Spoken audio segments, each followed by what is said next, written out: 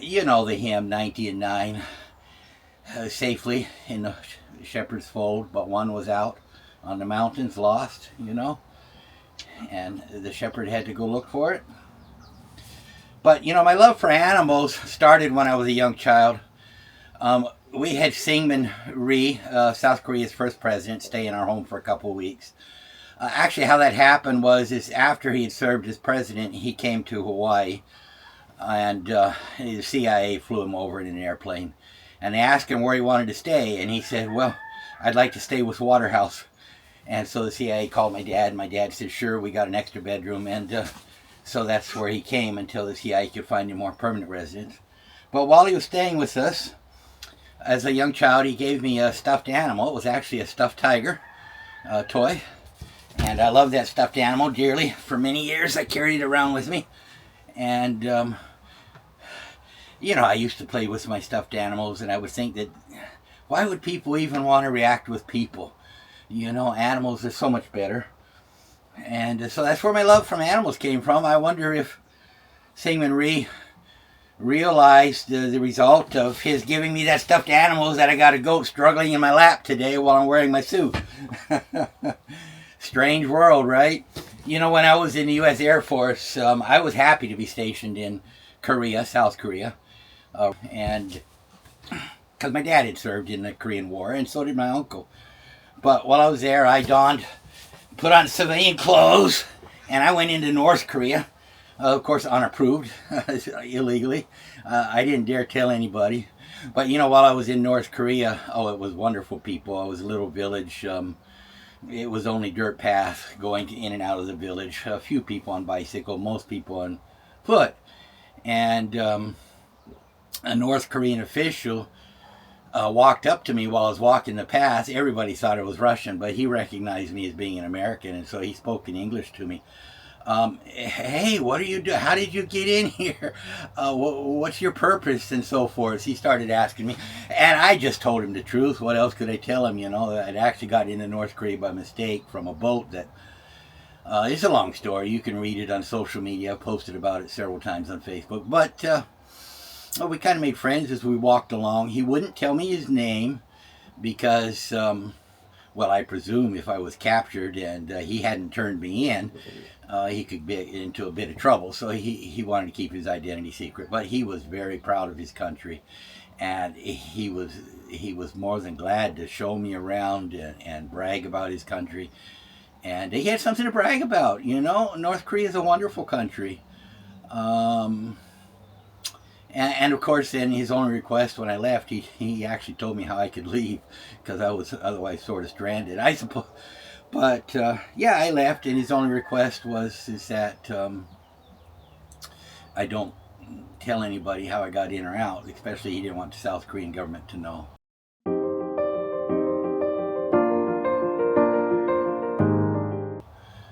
And anyway, back to the 90 and 9. I hiked up that trail up Kamaili Unu. I say a trail, it's a goat trail. I discovered it because I put a GPS collar on one of my goats. I had like 200 goats, and I would turn them loose for the day. And they'd go wandering about and come back in the evening, and I'd let them back in the shelter of the fold. And so I put a GPS collar because I was wondering where they're going. I was surprised to find out they go about a 4-mile trek. And they didn't pause very long in one area. They just went for it, and then they would come home. And I started hiking with my goats. I took, it's a Ukrainian admiral from Crimea. I took him on the trail going up the mountain. I was actually surprised because for his age, he was older than me, and yet he totally could do it without any exhaustion. I was totally tired out by the time I got to the top. So I got to give him credit for stamina. And when he was in my place afterwards, I happened to have a Russian flag, and I grabbed the Russian flag. I was going to put it away out of deference for him, and he said, no, leave the flag. It's actually a good idea you have it. If because of my presence, the FSB, formerly KGB, happen to come around spying on you, they'll see the flag, and then they won't blame you for anything. They'll like you. Well, that shows the mindset, He still had that mindset. But speaking of the FSB, I did work some with the FSB. You want to go? Oh, no, you don't. You want to sit right here in my lap. Shall we put my hat on? That'll work better. Yeah. There we go. Should have had my hat on from the beginning, right? That's right, Bucky. Yeah, I should have. So, yeah, well,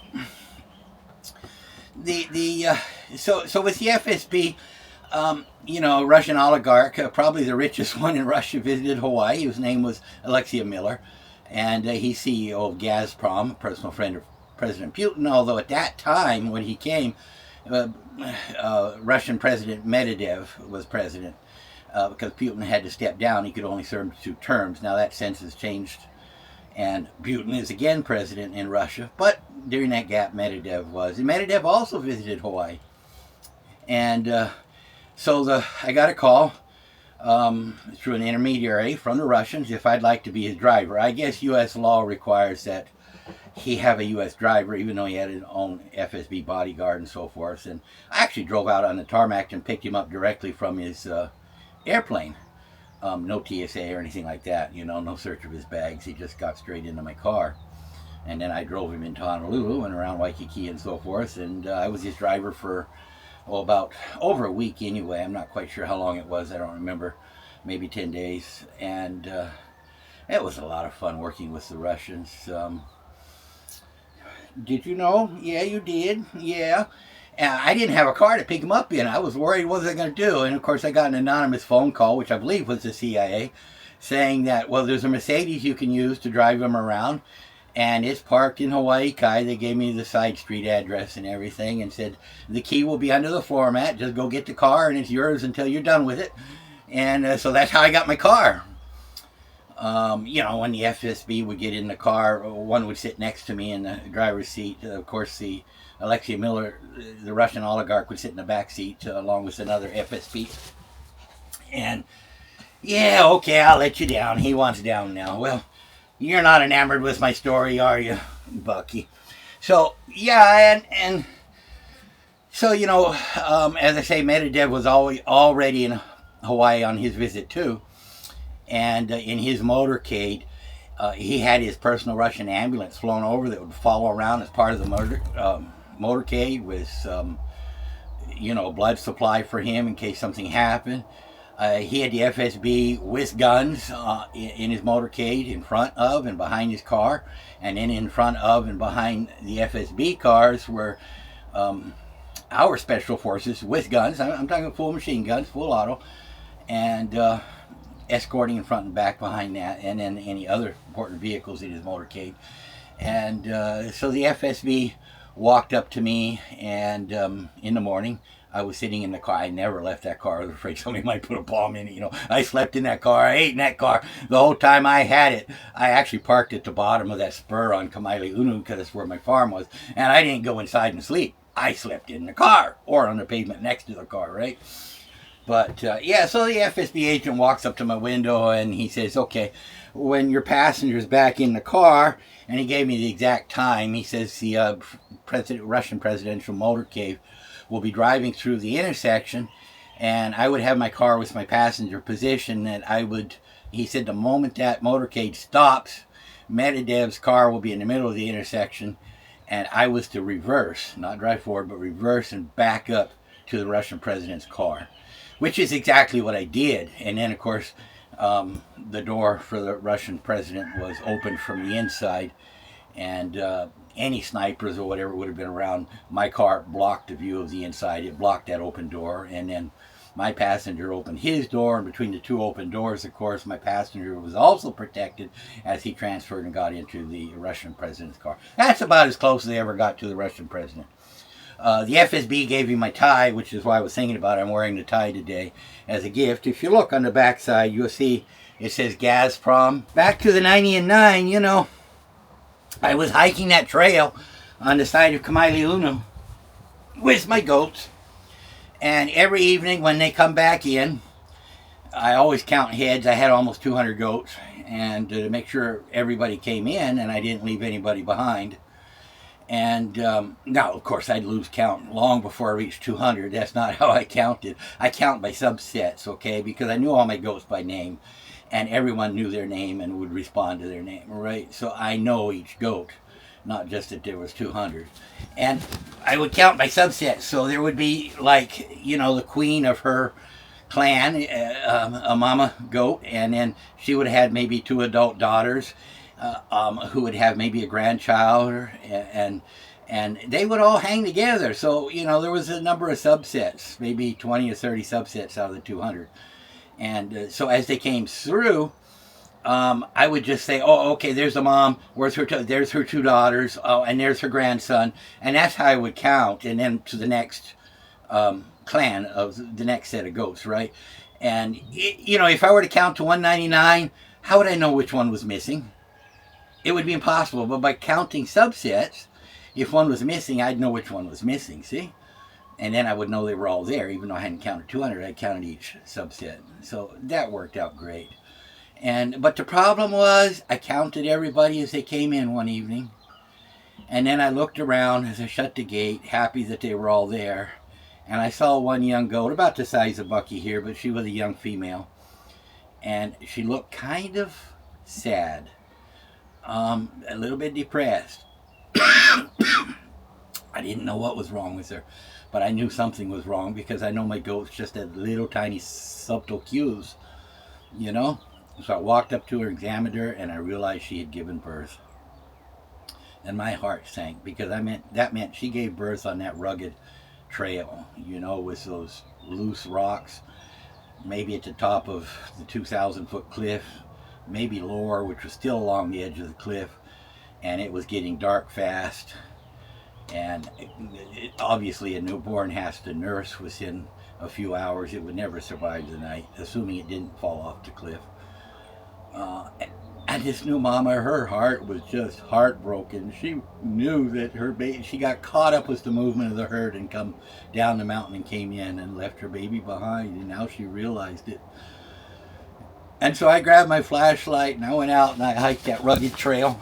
Hopefully I wouldn't fall off a cliff, or get tangled up in the sharp, loose rocks, and maybe even get lost and not find the passage back, although I knew the passage, had been on it a number of times during the daylight.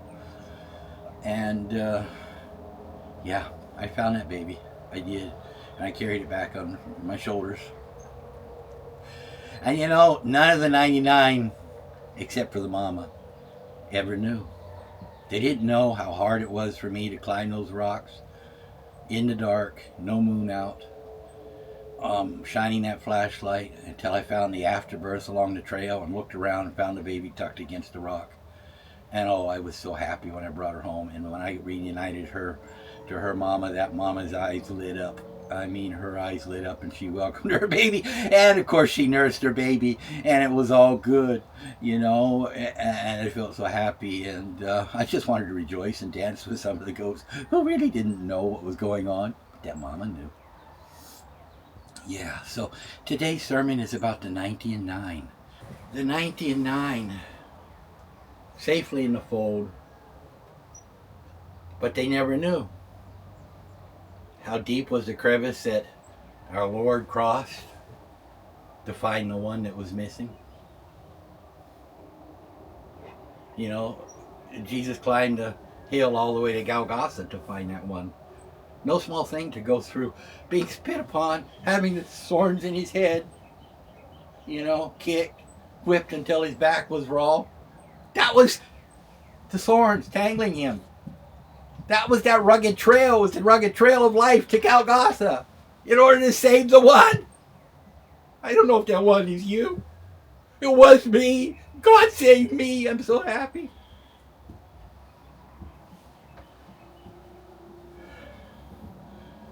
I think about the land that Jesus walked, Palestine. Yeah, today we call it Israel, but the maps in the back of my Bible still says Palestine. The Holy Land.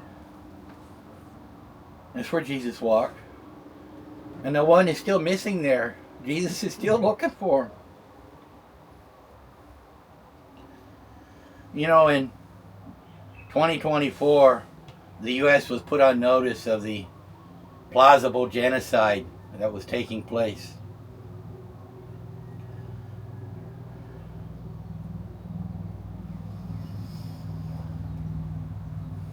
Accusing Israel, specifically Netanyahu and his leaders, of ethnically cleansing the Palestinians, especially from Gaza, militarily. You know, you could see videos of, I mean, they starved them. They wouldn't let food in. And then you see videos when there was some U.S. aid brought in by the U.S. Just for a loaf of bread, and the crowd squeezing forward to get the loaf of bread, and then the Israeli soldiers open fire on the crowds. Or, you know, the story of them opening fire on a civilian car, and everybody died except for a little girl, like a 6-year-old girl, and she picks up the cell phone and she calls for help. And it was eventually her phone call, she's pleading for help, was routed to the Palestinian ambulances, who then contacted the Israeli military to get permission to go retrieve the little girl. And after much pleading, they finally gave the ambulance permission, and when the ambulance arrived, they opened fire, killing everybody in the ambulance, and then killed the little girl too. And then they buried the ambulance and everybody in a mass grave to cover up what had happened. But later, when the grave was dug up, they found the cell phone of some of the Palestinian paramedics, and the cell phone had been recording and told the story of what happened. It was genocide of the most horrible type. Of the most horrible type. And the U.S. was put on notice. Trump knew, or should have known, because he was told that it was plausible that it was in fact genocide. At that point, he should have cut off U.S. aid. Rubio knew and approved the sale to bypass Congress of some high-tech weapons, which I'm going to speak of. And of course, Hegseth, Minister of Defense, knew because he was in charge of those weapons.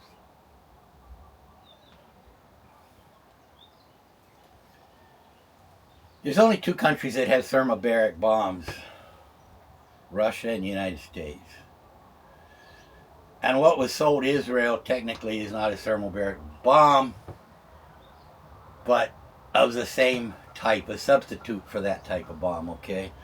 Thermobaric would use a fuel-air mixture and ignite, creating a big vacuum, and that's how it would destroy people, you know, over a great radius. And because the air fuel could go around walls, go in down into bomb shelters, into buildings and everywhere, and then ignite, it would suck all the oxygen out, and people would die from lack of oxygen.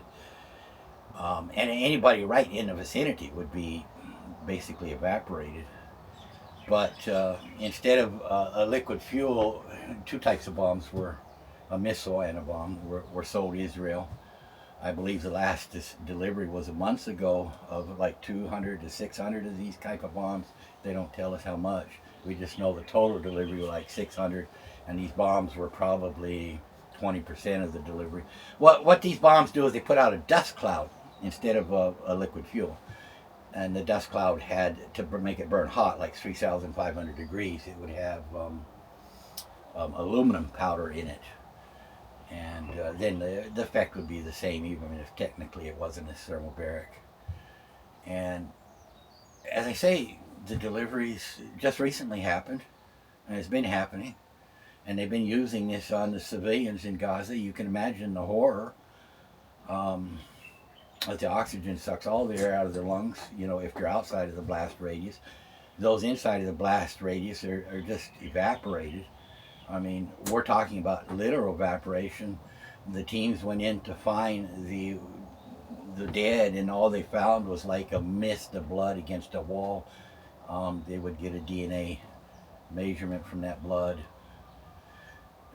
And that's all there was, no bones or no nothing, you know.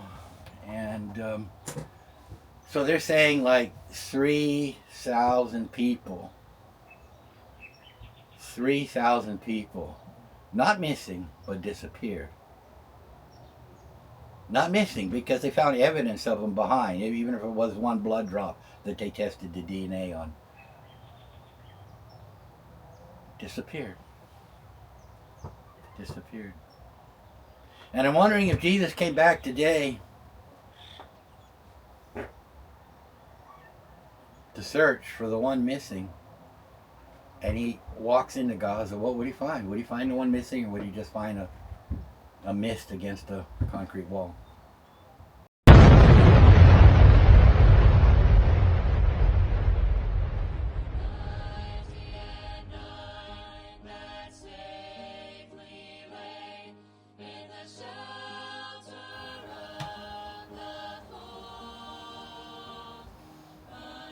You know, supporting Israel with these bombs is incompatible with Christianity.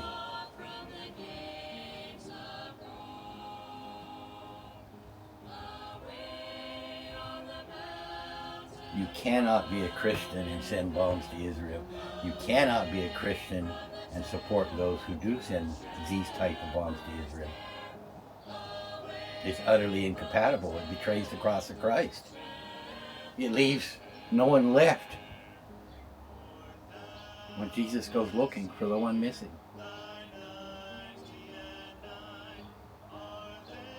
God help us.